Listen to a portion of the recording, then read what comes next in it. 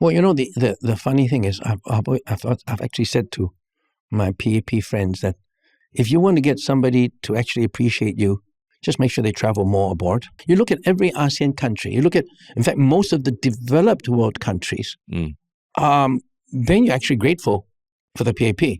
And I say that unapologetically.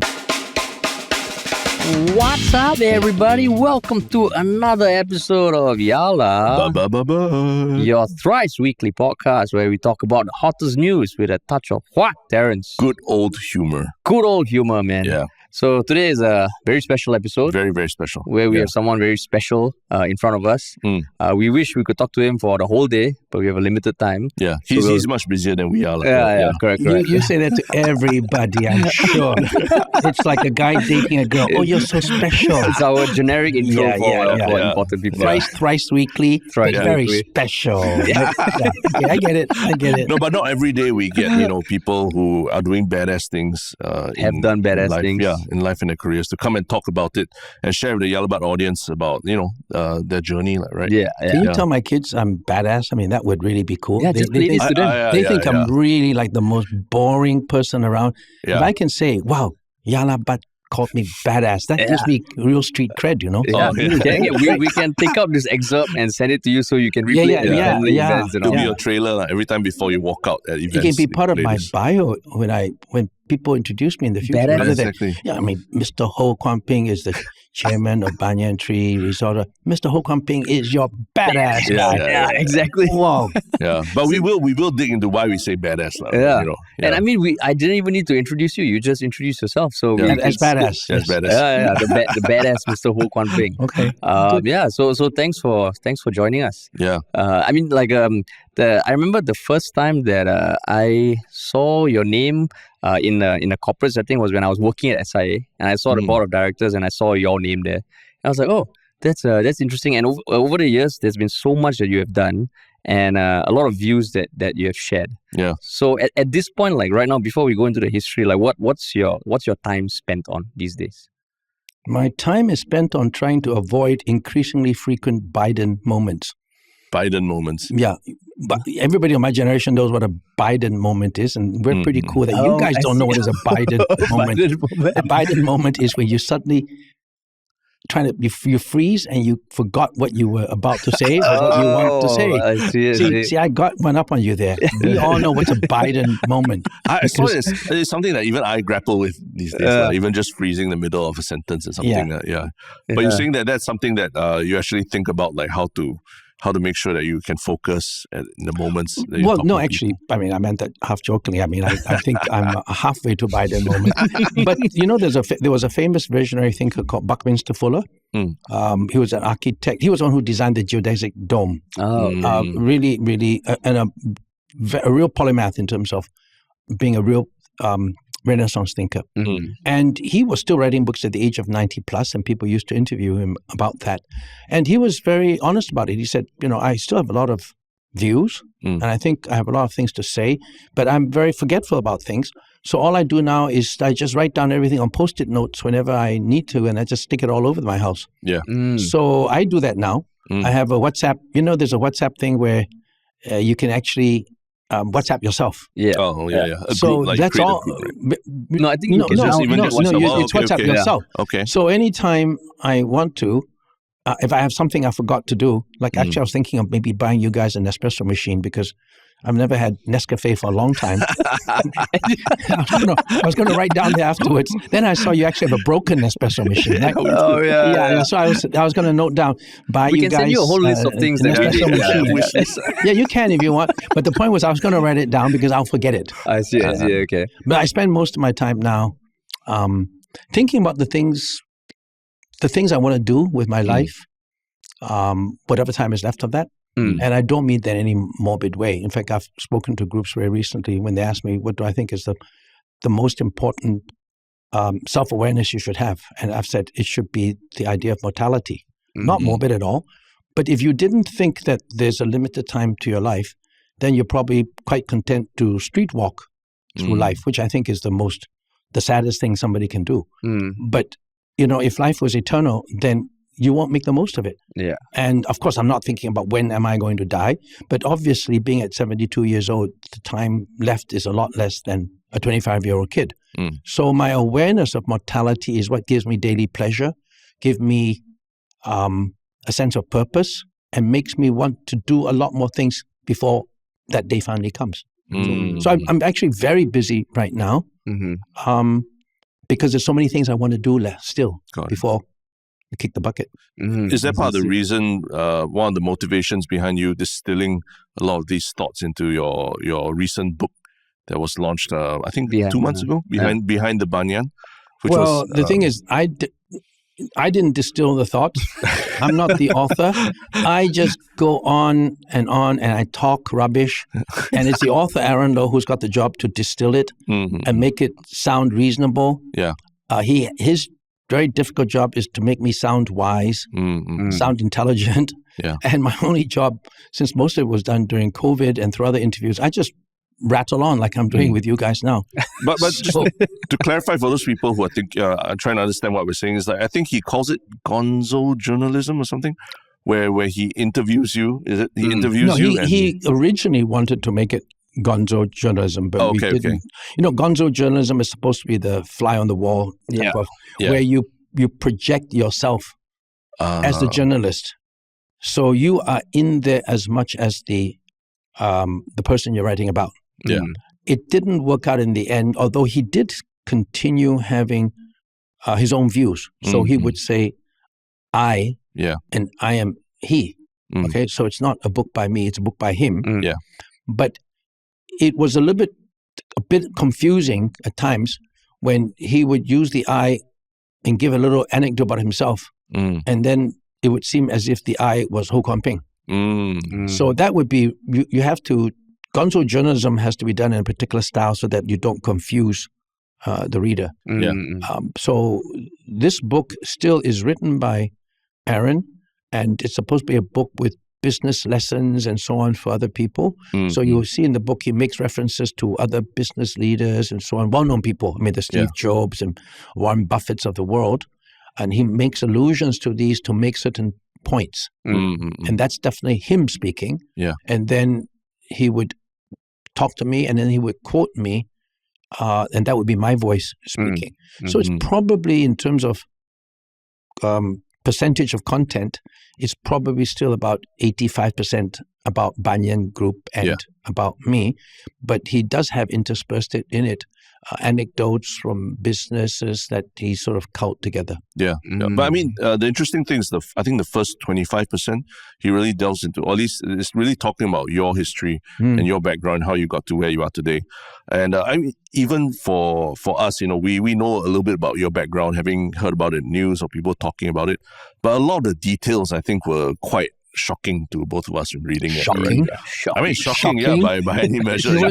It wasn't illuminating. It was shocking. Of course. It was I was not indicted for rape or incest, child molestation.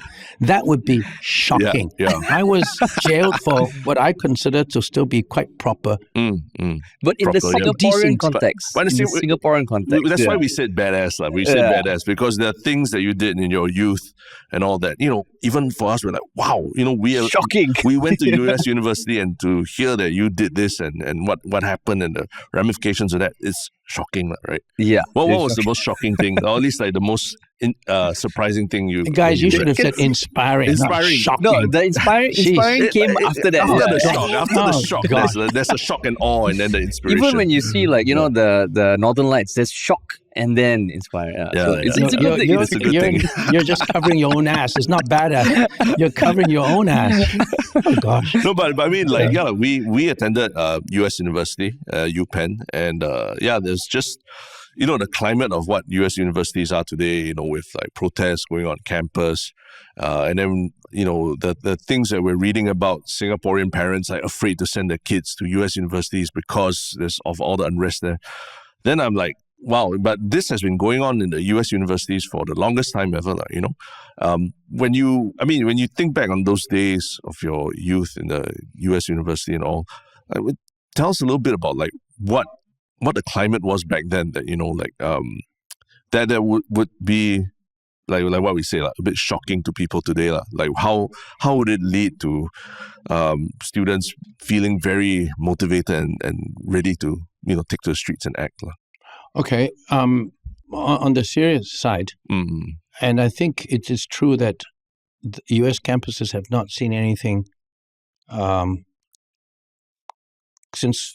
since the Vietnam War period, and basically it's largely what's happening in Gaza, right? That has infuriated so many people because of the gross injustices and also the hypocrisy of the U.S. itself.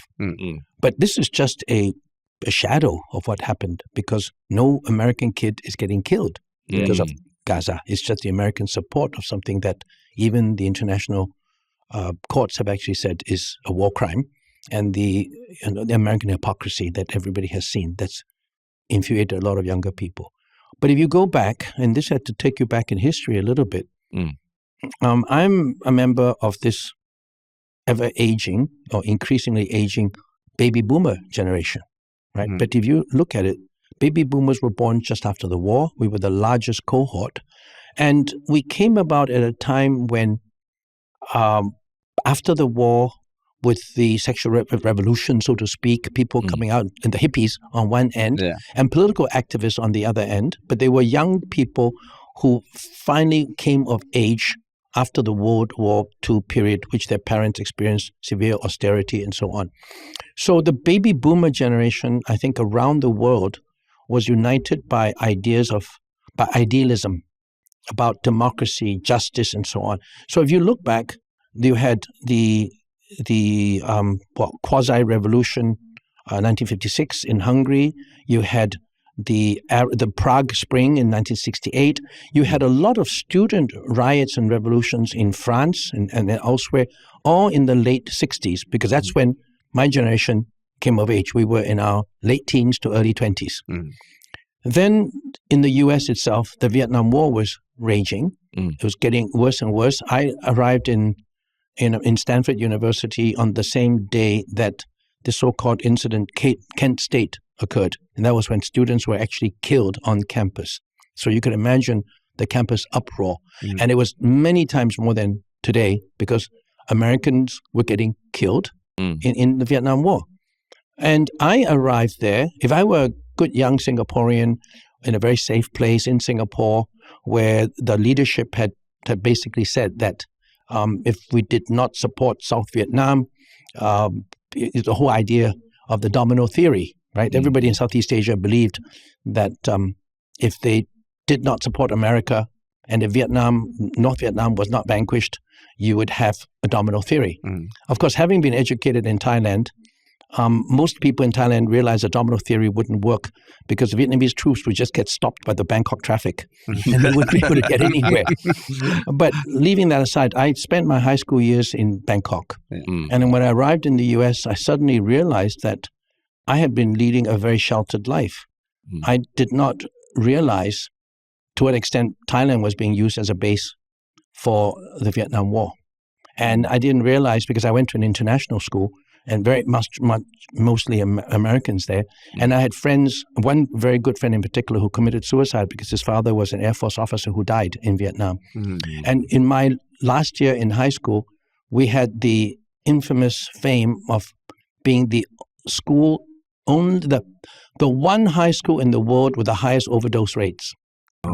Because there was so much drug abuse going on, because kids' parents were being killed in Vietnam.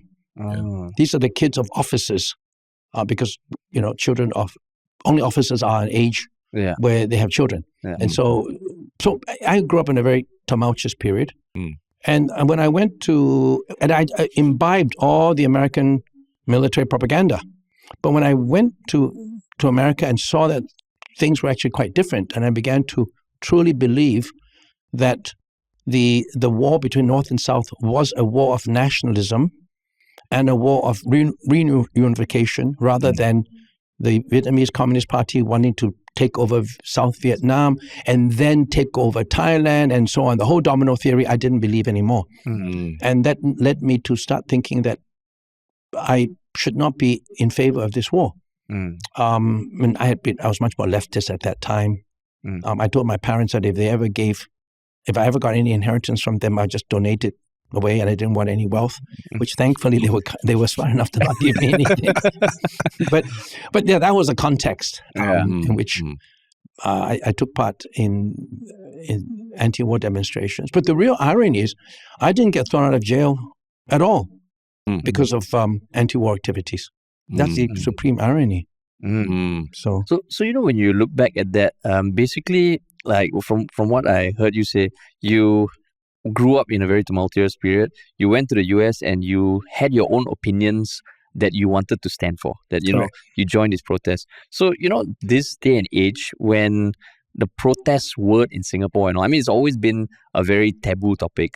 Do you think, looking back, like that was an important chapter in your life that really shaped you? Like, standing up for something you believed in at that point in time, which even now you look back, maybe... Yes. Yeah.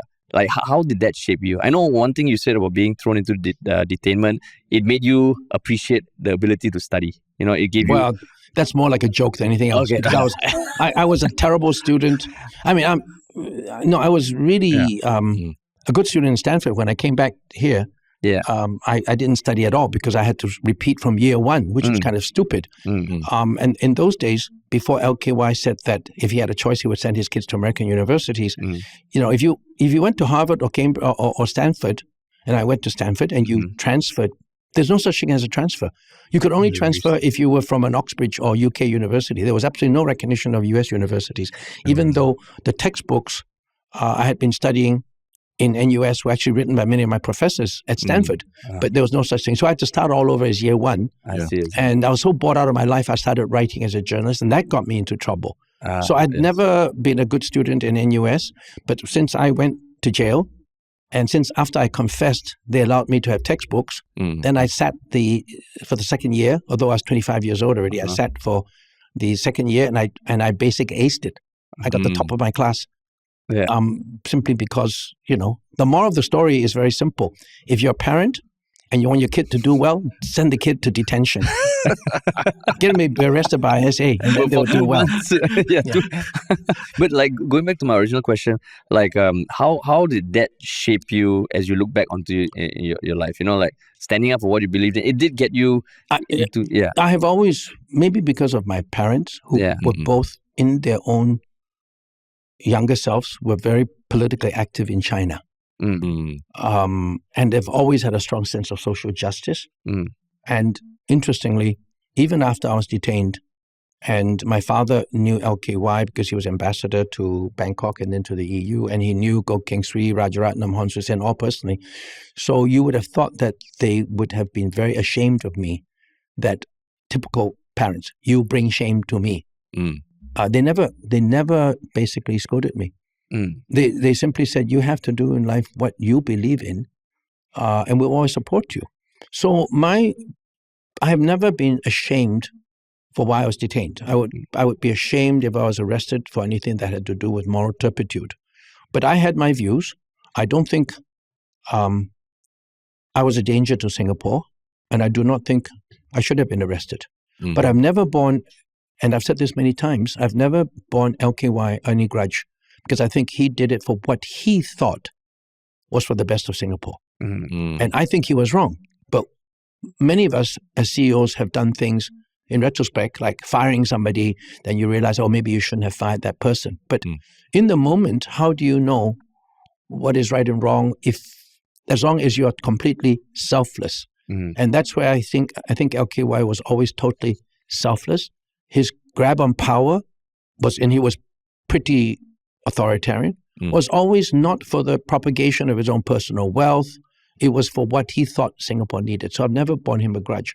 But if I look back on my own life now, I would say I bear no shame for anything I've done. But I think I did not need to necessarily have been that headstrong. I could have done things.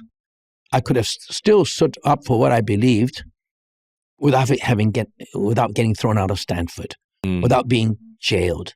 I could have done some new businesses rather than go into the business I went to when I was really green after I came back and joined my father's company, which was to build a jackup drilling rig in China that led to a near bankruptcy. So I think I've never been ashamed of what I've done, but I think I'm sometimes too headstrong a person.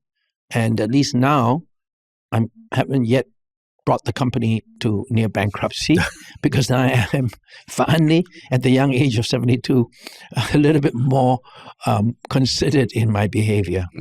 So when you see what young people on U.S. college campuses are doing, or even somewhat in Singapore, taking to the streets and protesting on campus and all, like, do you feel that that's a phase that they'll get over at some point?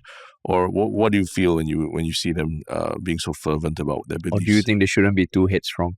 Yeah, I think they shouldn't be. I think, well, I don't know who was it who said. I think I don't know who was it who said that. Everyone should be a communist when you're under 25 years old. But if you are still a communist after 25 years old, then you're pretty stupid. Meaning, the essential point is, you can afford to be relatively naively idealistic up to a certain age, and you should maintain that idealism, but not the naivete anymore. And my sense of all this is that many things, I think of young people today, anywhere in the world, that idealism should always be there, and not just idealism, but the call to action should always be there. But I've seen too many cases where, in fact, young people are manipulated. I was actually partly manipulated too by organizations bigger than me and so on. And I actually think, very sadly, for many of the young people pushing for democracy and even independence for Hong Kong, which has gotten them very severe jail sentences, and which prompted the Chinese government essentially to crack down on Hong Kong when they had not cracked down on Hong Kong for so many years after 1987. I think they were put up to it. We don't need to go into the theories as to who did it. That goes in a long geopolitical discussion.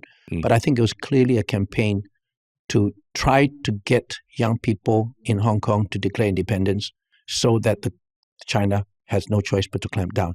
And I think those young people, I feel sorry for, because I think they did not realize what they were being led into, but their idealism was so great. So I admire them for their idealism, but I actually feel sorry for the naivete to even think you could promote independence for Hong Kong without knowing the consequences that would happen, and probably not knowing that you're being used. But how are young people supposed to guard against that? Because I mean, now there's social media, there's so much news online, and the fact that you yourself said you were kind of partly manipulated when you were younger, how would a young person kind of guard against that? Or is it just something that is unavoidable?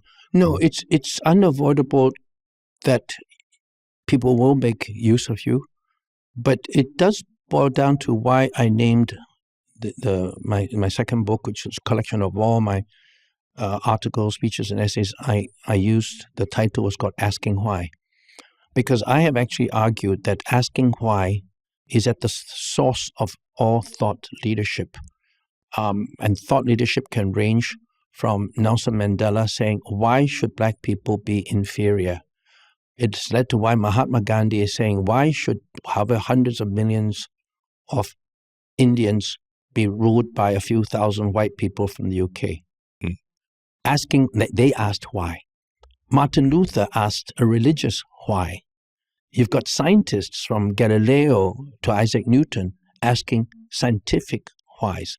So unless you question not just the status quo, unless you question everything and decide to think for yourself, I think that's where all of us can be led astray, not just young people. All of us who see social media today with deep fakes and so on, a lot of people are not thinking for themselves. And I think, of course, young people more so, because not that they're not intelligent, it's because perhaps they haven't experienced deception so that enough.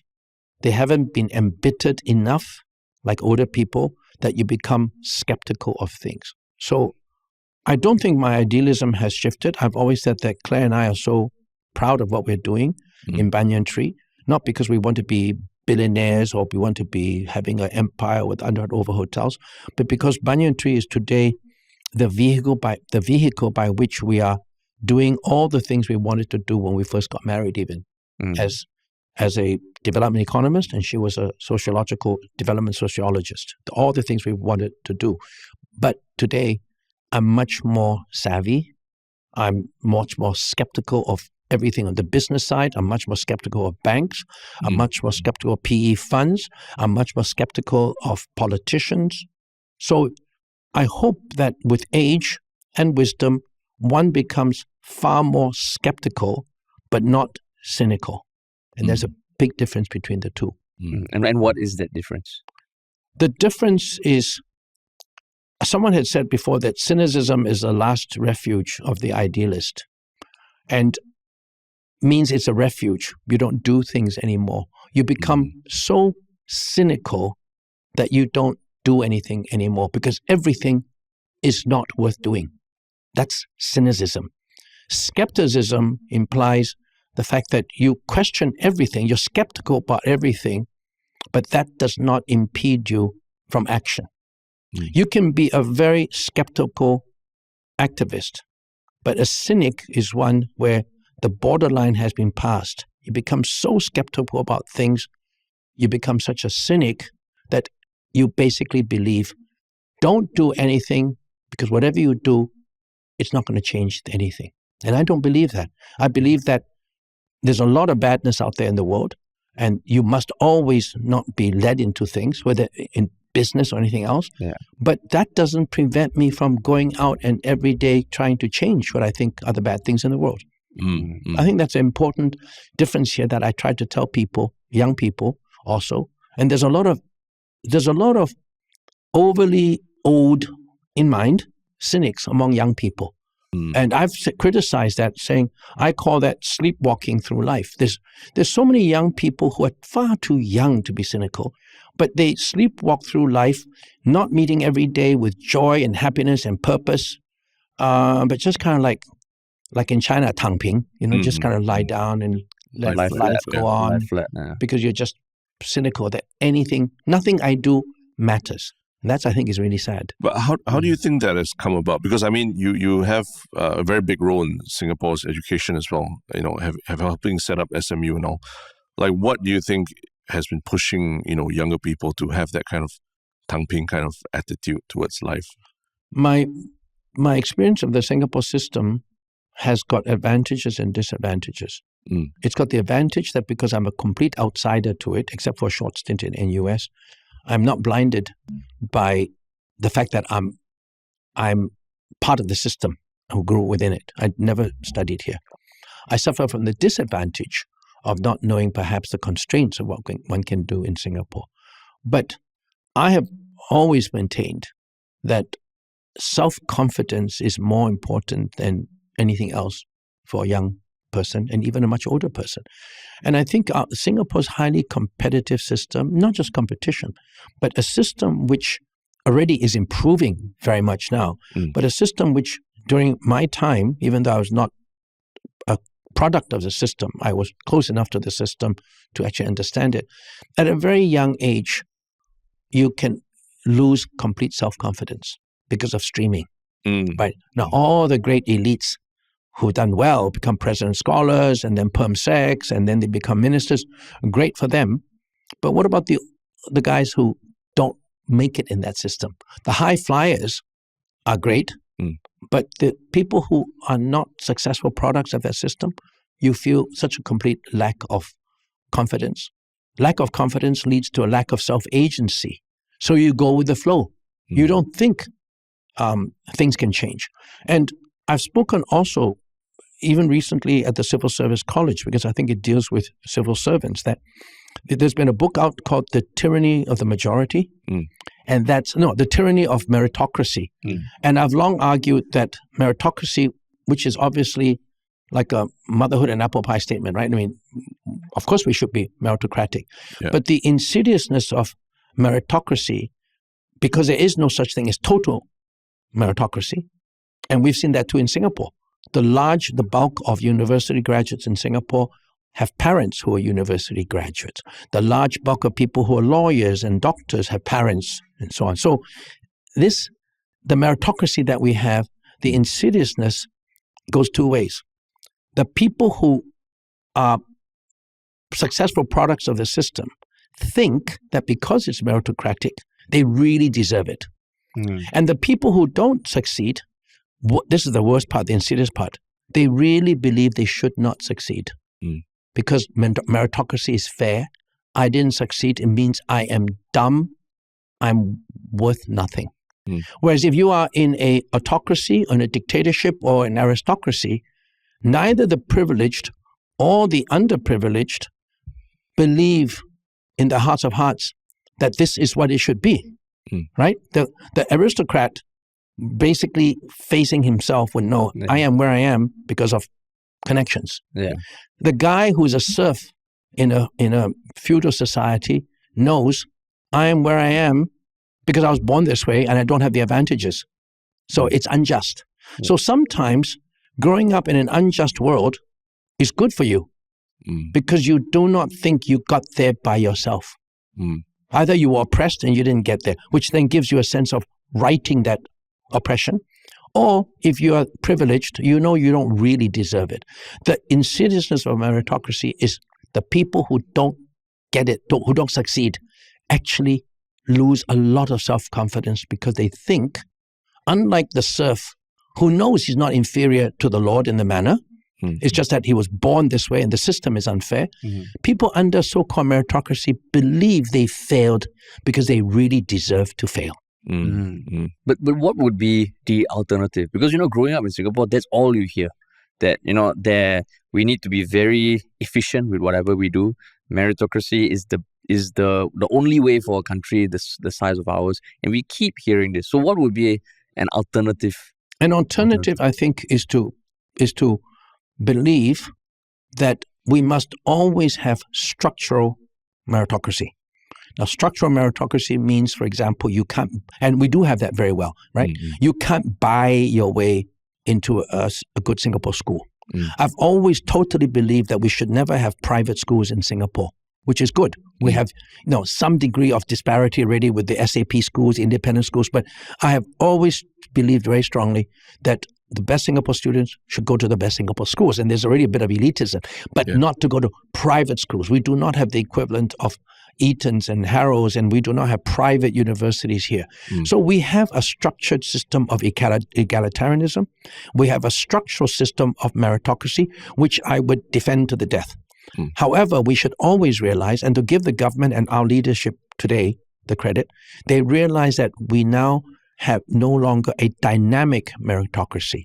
We have a kind of entrenched meritocracy where the system is meritocratic. You take exams, you can never buy your way into any university in Singapore. You can't buy your way into anything. You can get a bit of influence maybe, but not beyond the bounds of what is normal.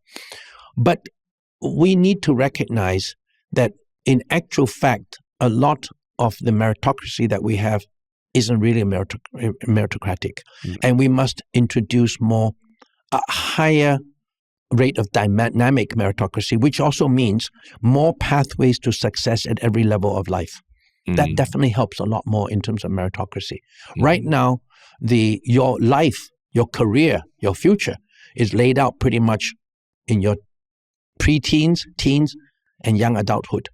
And the way to get back up again when you haven't done so well isn't there. So we need to be meritocratic as a system, but we must recognize that meritocracy as a buzzword is not the only solution for Singapore. It is a system better than any other, like capitalism is better than any other system, but that doesn't it shouldn't make us believe that capitalism is the godsend of everything. It's not. There's so many faults with capitalism, but it's the best of all other systems. Meritocracy is a system which is the best of all systems, but it's got a lot of faults to it, and we must consciously be aware of it so that we can change it to develop a more fair and dynamic meritocracy. But do you, I mean, people have spoken up against streaming, especially for young children before, right? But sometimes the counter argument is that some of the parents even want the streaming because it's a way for them to understand where their child is at in life and compared to his peers and all. Do you think there's an element of it's already been so long since we've been doing this that it's already ingrained in our culture, our system, Singaporean kiasuness to want to be measured against your peers and know where you are? Well, if you just look at it, it's kind of like a NIMBY effect. Those families that have got kids who are bright would love to have streaming. Those parents whose kids are late developers probably don't want to have streaming, right? I mean, the minute you have streaming, as in a very inherent concept of streaming is some people get ahead, some people don't, right? I mean, that's what streaming is all about. Otherwise, you don't stream. Yeah. So the obvious point also is that those kids who are streamed downwards are definitely not happy about it. Those kids who are streamed upwards are very happy about it. So the parents who don't want streaming to end are largely going to be your upper middle class kids, parents who are already very successful, who can afford a lot of tuition and many other things. So their kids all get ahead. So streaming is good for them because it reduces less competition early on in life. So yeah, you respond to your own selfish needs. So that's why, of course, education is a difficult thing because in any educational system change, there will be the people who are on the top don't want more fairness because then their kid will have more competition.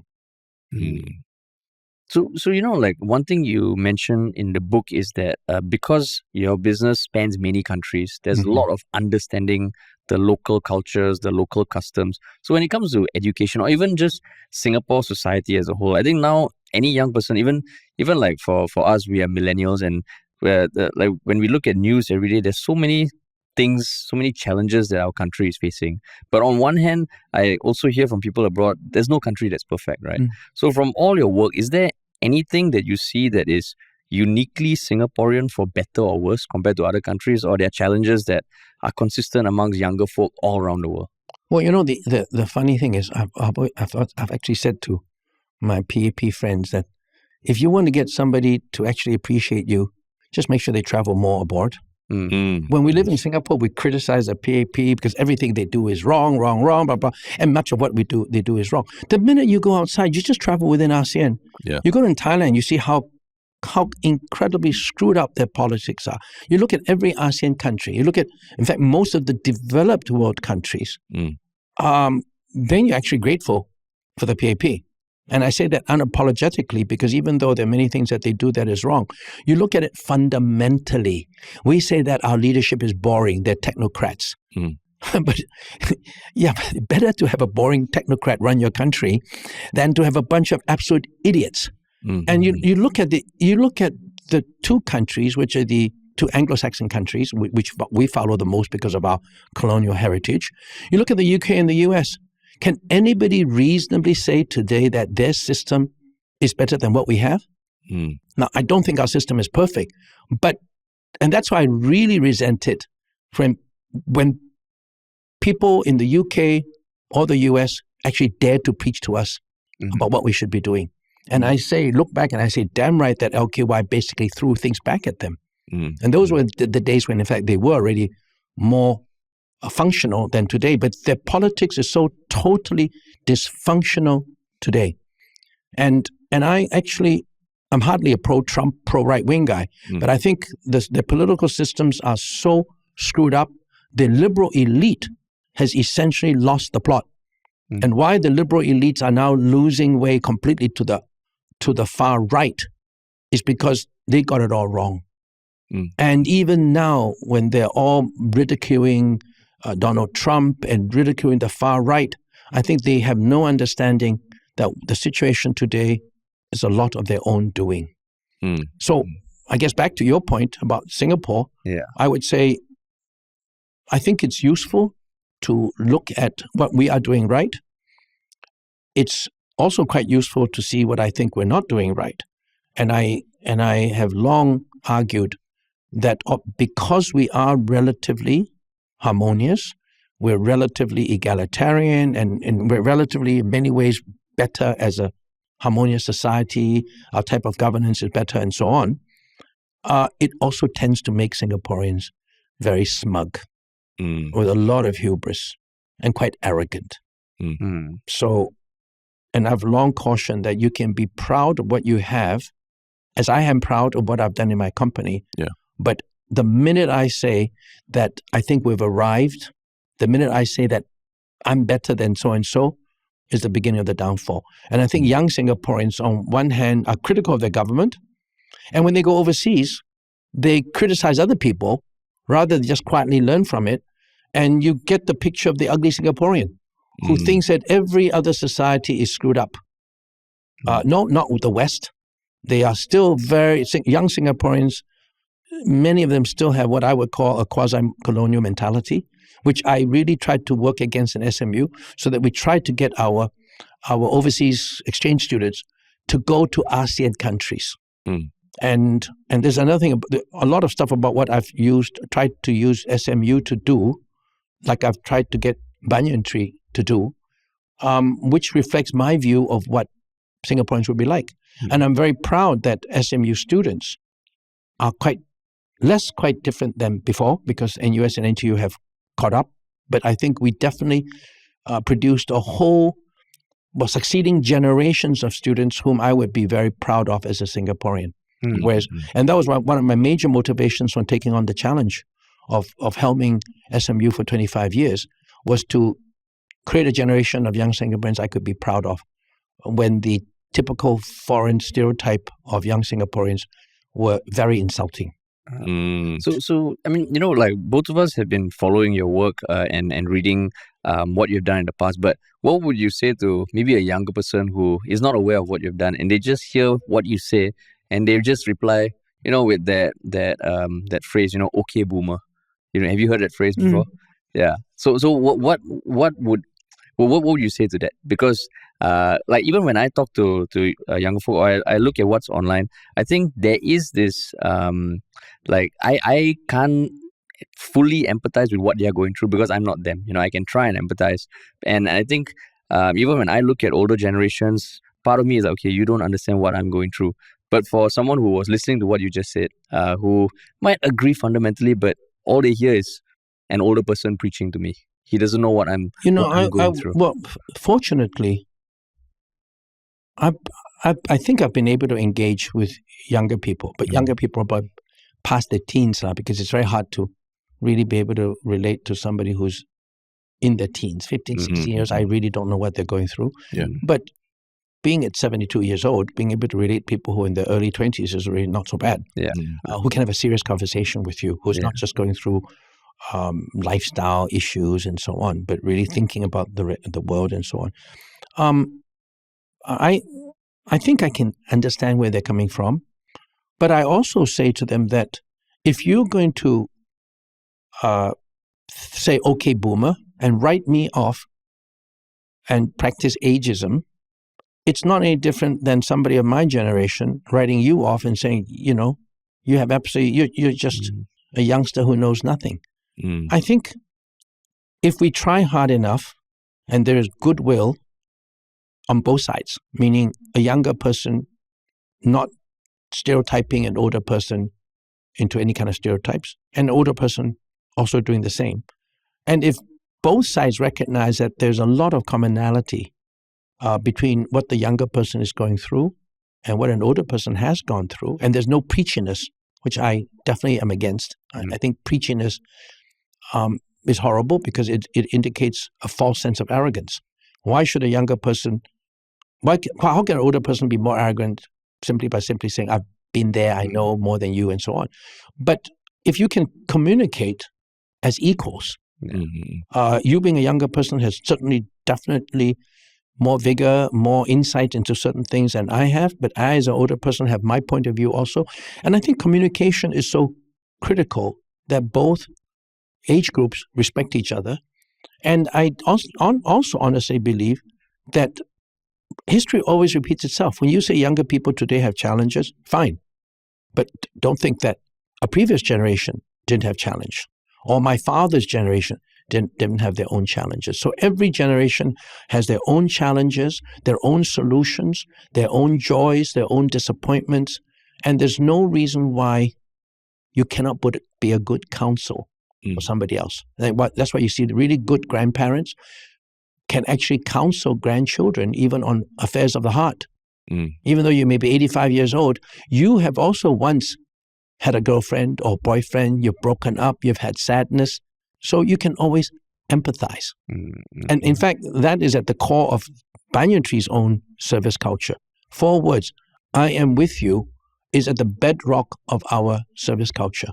And empathy then is so critical to an understanding between generations. So my reply to somebody who says, okay, boomer, I'd say, you haven't even heard me out. You haven't even heard what I have to say to you. Then you're as bad as me, who doesn't want to hear you out because I write you off because you're a kid. That's not fair either. Yeah, that is true. I mean, we've spoken quite a bit about, young Singaporeans needing to go out and see the world to appreciate what they have in Singapore as well. But, in your book, it's a lot of business lessons that you want to impart to entrepreneurs. So when you think about Singapore businesses or Singapore businessmen, like, is there that similar thing where you feel that maybe Singaporean businesses maybe we haven't seen enough outside of Singapore that prepares us for the challenges of being a big trying to go global like Banyan Tree has? Is there anything that Singaporean businesses and businessmen should be doing more of, or in order to better prepare for the world outside? Yes, but not in exactly the way you put it. I don't see it. The way you put it is almost like saying there's something at fault with them. And I don't think there is. I guess my point, if I were to talk to any young Singaporean entrepreneur, is that unless you are happy for that business to remain very small and protected by its very nature, then you have to, if you start a business, you have to think of being global, not as a reward for success, but as an imperative for survival. That's the mindset that I think you have to have. So that's why for Banyan Tree, even though we haven't had a hotel here all these years for various reasons, and now we will be having one in Mandai, and even though we're so-called based in Singapore, from the very beginning, my view was that if we're even to survive, much less succeed, we have to be global. Because the industry I'm in is a global one. Travelers are global. They go from Phuket to Prague in one season. They go from Barcelona to Bangkok. So if you're not global, eventually you cannot compete. So I guess my advice to young Singaporeans when they're startups are, what business are you in? If you want to make some patisseries for the Singapore market and that can sustain you and you're happy with it, go for it. There's nothing wrong for that. But if you want to be going into fintech, for example, or anything to do with tech or larger consumer business, which would not be able to survive in Singapore unless you had scale, then you better think from day one, going global or regional is not something you do when you've become successful in the Singapore market. It is something you have to have as front of mind. Even though it may take you time to execute it, it has to be front of mind. And the same thing I say to people about brands, that you don't get a brand once you become successful in what you do. You have to start with thinking that if I don't have a strong brand, I'm also dead. So if there's any reason for our relative success internationally, it's because we've taken the notion of a strong brand and globalization as a prerequisite for survival. So those sort of things, what you said very early on, you already knew that, the industry you were in was global and you had very strong thoughts about branding. But you've also said that, you didn't aspire to, or what I understand, you didn't aspire to be a businessman. No. But then how did you have such clear thought about that right from the start? Because that's something that, even when we run our business, there's a lot of thoughts, right? Going global and scaling up. But from what you're saying, early on, you had that clear thought. No, I had that clear thought only when I decided that I would want to spend the rest of my life with Banyan Tree. Before that, it was like, I was a journalist. Then I was going to be an academic. I had gotten a job at INSEAD as a research fellow. I only got into business because my father had a stroke, and I went back into the family business, older than the one. I founded Banyan Tree, but I was not the founder of Taiwan Company, which has just had its 76th or 77th anniversary, in which my eldest son is now running, and which I used to run also after my father retired. And I suppose it was more, chronologically, it was more like this. I took over the family business without even having an idea what business was like. I was more an economist, so I learned by doing. I had never got an MBA, so I don't know about the fundamentals of business as such. So I kind of went along doing it. But I learned along the way very difficult lessons about what I did not want to do. For example, I decided that if I were to ever start a business, it had to have a strong brand. That I knew from the very beginning, because we were contract manufacturers. We assembled products for everybody else. We're like a small version of Foxconn and so on. You don't ever own your brand. We had trading companies. So in those days, in the 80s and the 70s, nobody in Asia thought about having their own brand. We were basically cheap labor. And you think back now, Singapore was then cheap labor. Now Singapore's past that now and got into high tech, but we were cheap labor. And then I learned through hard lessons, and my eureka moment came when I just started a canvas shoes subcontracting company to make shoes for Adidas, Nike, and so on. And within 1 year of opening it, we closed it because Indonesia became cheaper than Thailand. And this was even before China became the world's factory and lowest cost producer. So during those years with my father's business, which I was running, I knew that if I were ever to start a business, I had to have a strong brand. But I had no notion of what that would be. But I did know that it wasn't going to be in technology because I have nothing above the next guy in technology. I had a theory that you have to have a proprietary advantage in business. And in my mind, there's only two types of proprietary advantages: technology, which you can own, or a brand, which you can own. So since I'm obviously not a tech guy, I cannot own the IP for something, so I can only own a brand. So that decision was pretty early in life, but it was a theoretical decision. Then by accident, we got into Laguna Phuket, and by other accidents and so on, purely by accident, we started a brand, Banyan Tree, because nobody else wanted to actually manage our hotel. And there's a whole bunch of other lessons about what innovation means and so on. But when we finally did one or two Banyan Trees, I mean, they could have failed, right? Because I did a much bigger venture with a jack-up oil rig, and it failed. And it really made us almost bankrupt. So I was searching for new things to do. So when we did the first, second Banyan Tree, it wasn't that much money.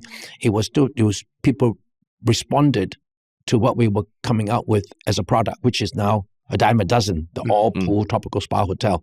But at that time, we were totally unique. Then it slowly came about when the third Banyan Tree, fourth Banyan Tree started succeeding, and we owned them. And then people started want to come to us to manage their hotels.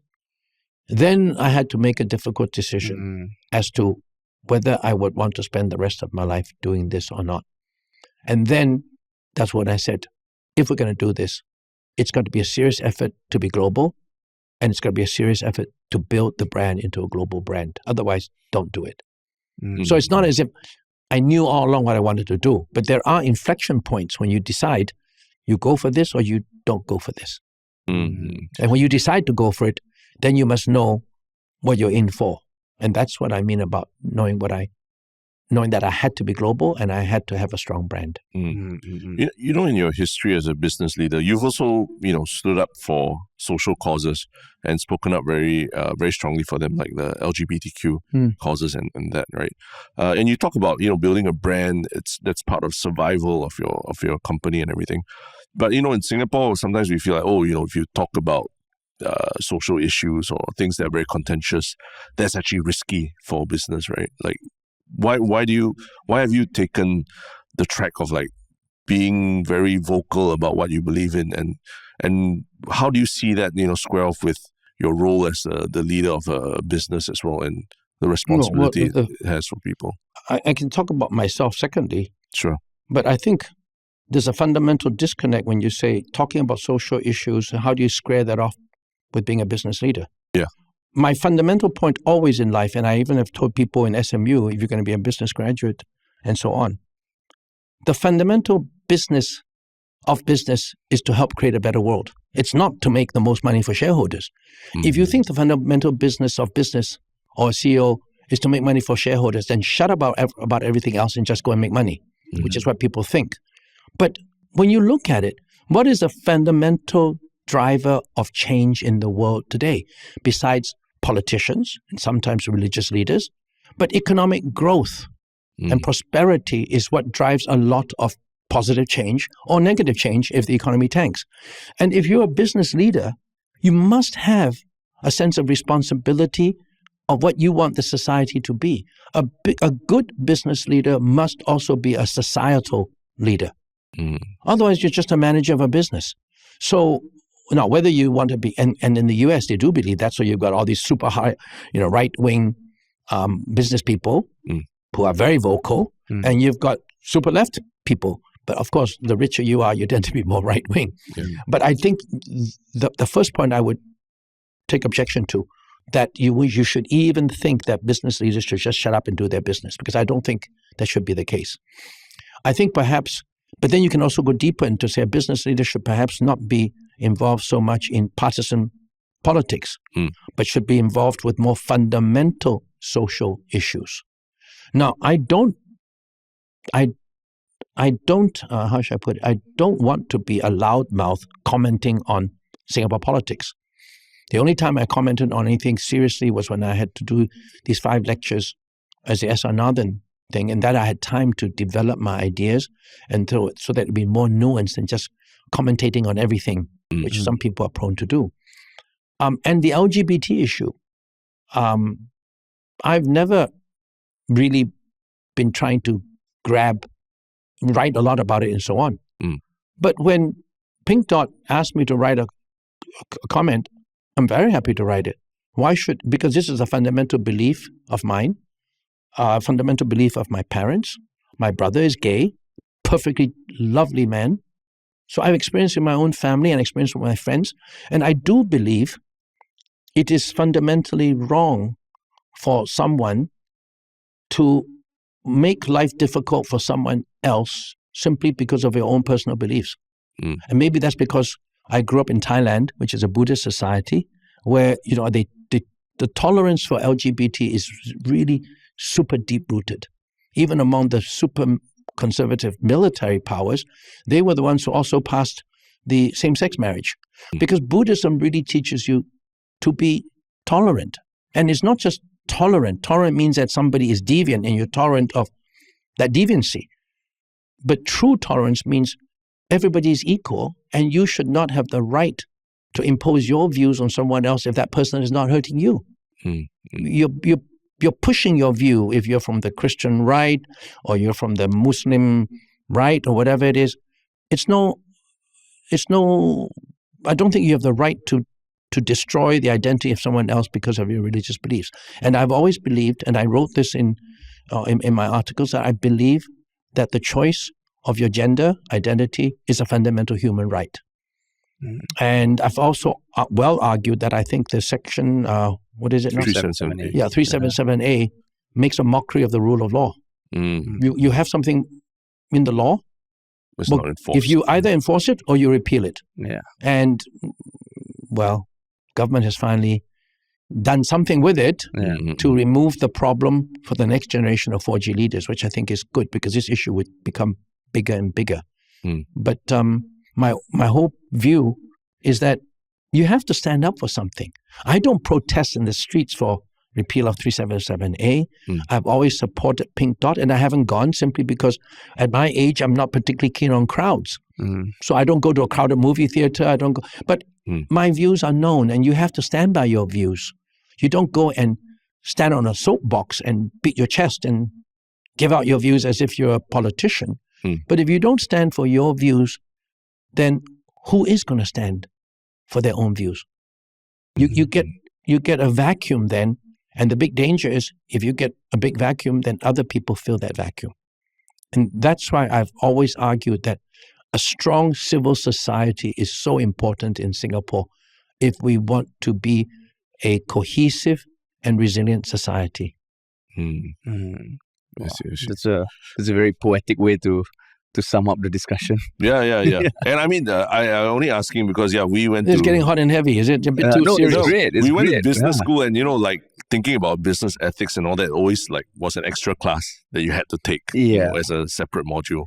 So it's actually like, to me, super refreshing when someone who's running a successful brand is at the same time saying that is imperative as part of like your role as a business leader. And we've been on the receiving end of a business decision that treated our company like a line item during COVID, when a network liquidated and we almost had to close down our business because it was the more profit-driven thing to do, but not realizing the impact on producers like us in Singapore. Yeah. So to hear someone kind of say very firmly that running a business is about making the world a better place is very refreshing. So, because I don't think that is you hear that a lot, but don't know how many people actually practice it. Yeah. But that's a very good point. The two things about you touched upon, if I may comment on. Yeah. I'm not a softie in business. The business world is a cutthroat world. People don't do things because they think their mission is to make the world a better place.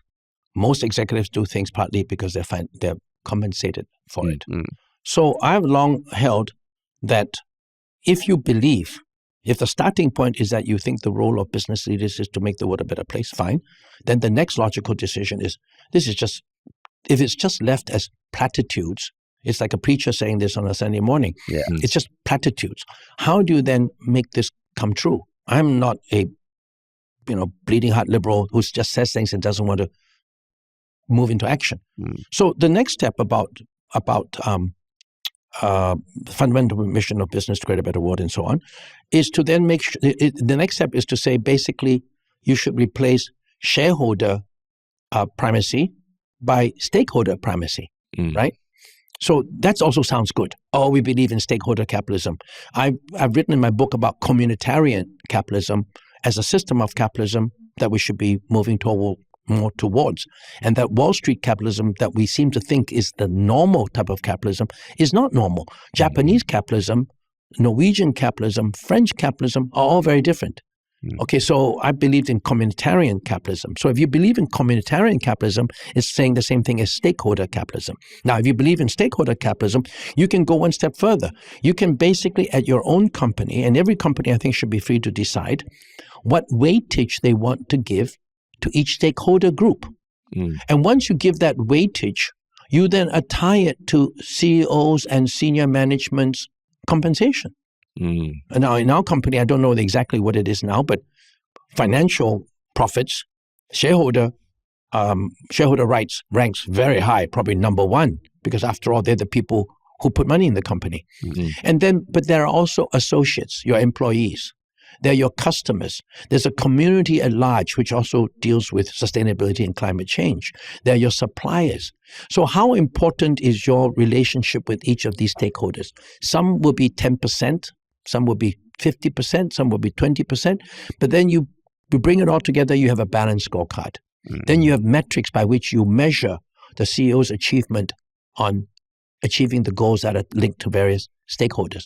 Like associate satisfaction is to us, we can easily measure. We have lots of measures for associate satisfaction. Every quarter we have measures of these, and it's measurable, and senior management will be compensated through a balanced scorecard.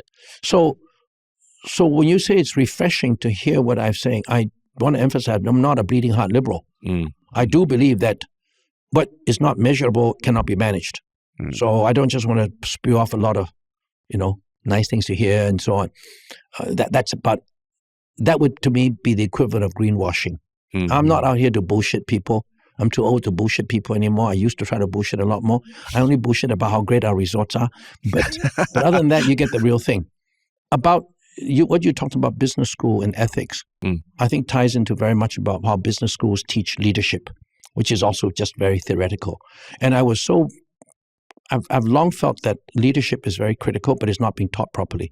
And that's why I spent a number of years doing an annual course at West Point in the U.S. The military school. Right? Yeah, because to me, not that I'm a great militarist, but it's just kind of like logical that in business, the idea of leadership is kind of part of your curriculum. But in a military school, the difference between having good leadership and not good leadership is not success of the business, it's whether your men die or not in the field. So I thought, well, I must try to find out what does a military school teach about leadership. So that takes us down another direction altogether. But my point here is that a lot of these things can be taught, and they should not just be like your mandatory course that you take off, because then that's a failure. That's a failure of schools and the failures of education if we just give lip service to certain ideas like leadership. Very true. Very true. That's awesome. So maybe to wrap up, I know we would love to ask you so many other things, but to wrap up, is there like one book that you would recommend that really shaped your thoughts on life or business for any of our listeners? I mean, we will do the one Shiok Thing later, but this one is just anything that was very influential in your thought process. I mean, aside from your own book. Aside from your own book. You can't put that. And do you also disqualify books that my family has written? My younger son has come out with a book of poetry a few years ago. It's published, and he's coming out with another one. Maybe Can I plug that? Be your one Shiok Thing. That can be a one Shiok Thing. Well, this one is my one Shiok Thing is actually watching Netflix. Okay, yeah, sure. But I would say books have been very influential to me, but at different periods of my life, different things, right? Yeah. So at my younger age, my rebellious, my idealistic age, I read, I don't think you even remember any of these books, but Wretched of the Earth by Frantz Fanon, who was a radical economist. I read quite a lot of Che Guevara's works and all those kind of super radical stuff. And then later on, and then at the same time, a lot of just pure literature. I like history. I've never read business books. Oh, really? No, never. Because frankly, I shouldn't be saying this if anybody from SMU or elsewhere are going to hear. So I won't say anything about business books, okay? Okay. But in particular, I do not read business books supposedly for the layman where they pad it. They have a few anecdotes and they pad it with a lot of stuff. Like my book. Whoops. You should read a lot of business books that you find at airports. How to do this. How to be a millionaire in 12 easy ways. Okay? I don't really read that. At my age now, I actually read quite a lot of very interesting books about the science of things that actually affects myself. Like a book on breathe. It's called Breathe. Book on sleep. And there are a lot of things you learn that science has actually found to be the basis of health. So I read a bit of that. But I'm still kidding you because most of the time I'm watching Netflix or I'm reading our own business works, right? I mean, reports and I see it. And all that kind of stuff. Sure. Okay. I mean, okay, but just no business books. No business. But okay, can I take it back? Can you edit that out, please?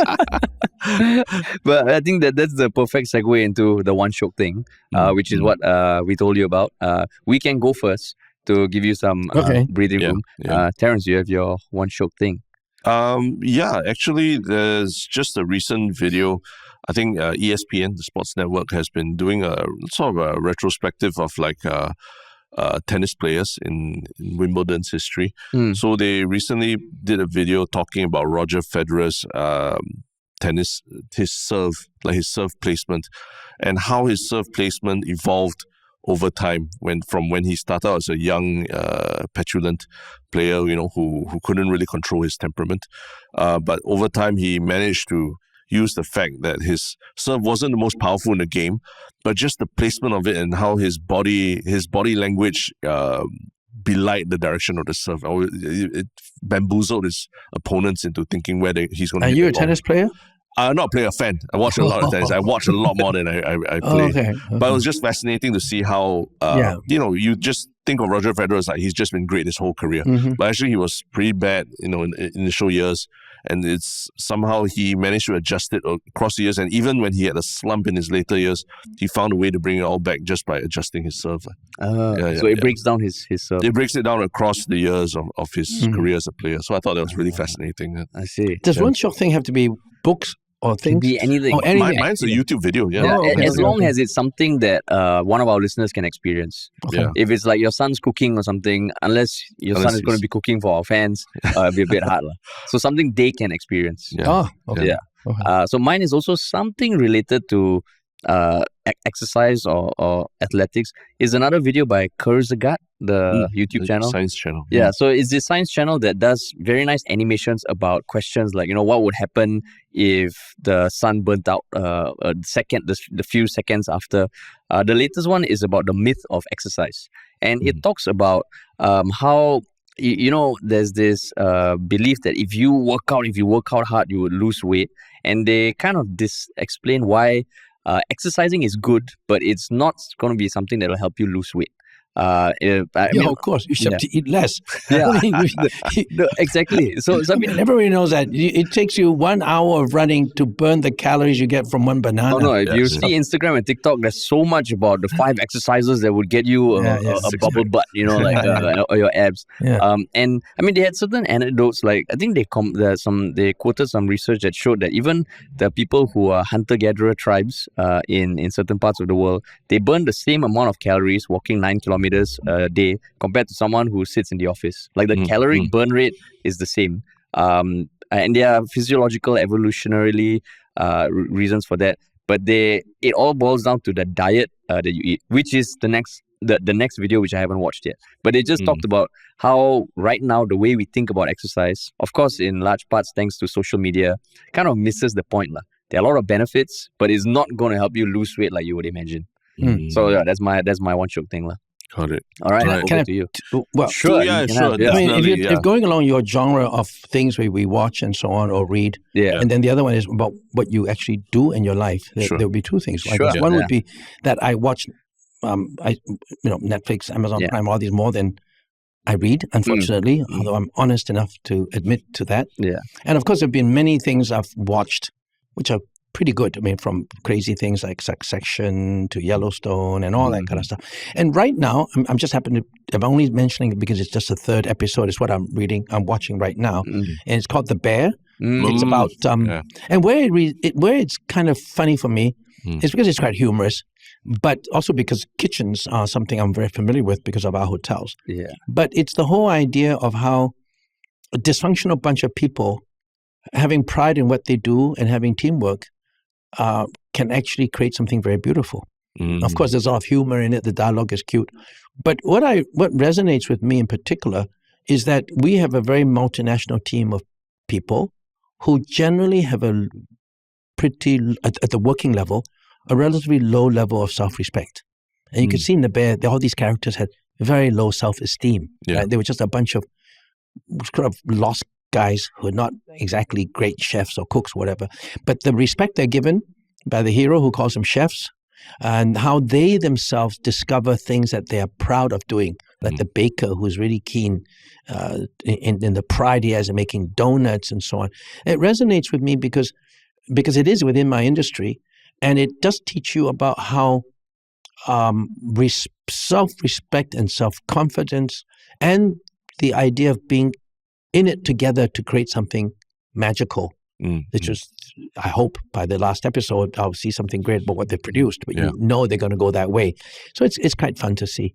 The other thing though that's shock in terms of being later to me is that I completely tore my tendon about 6 months ago, and I had to screw it back on.